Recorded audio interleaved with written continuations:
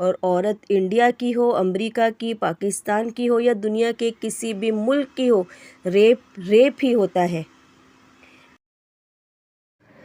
کلکتہ کی ڈاکٹر ممتا اب ہمارے درمیان نہیں۔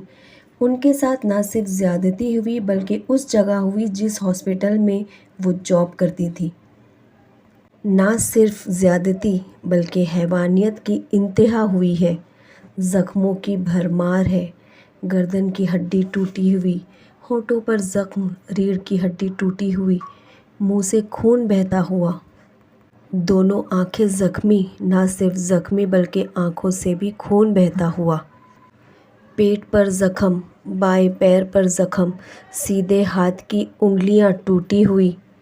افسوس صد افسوس، ملک کے تمام ڈاکٹرز ہڑتال پر ہیں۔ عوام بھی سوشل میڈیا پر زور و شور سے احتجاج کر رہی ہے۔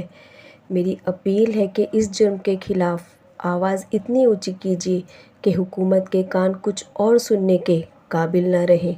ملزمان حراست میں ہے، فوری طور پر اسے سزائے موت دی جائے، یہ ہم آواز اٹھائیں۔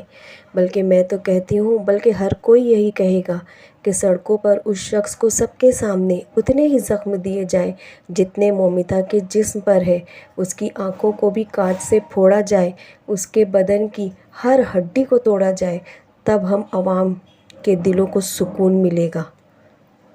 اور پھر کوئی مرد اتنی جرأت نہ کر پائے۔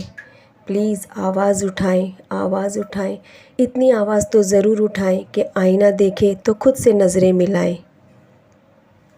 السلام علیکم۔ آج پھر ایک اپیل کے ساتھ حاضر ہوئی ہوں۔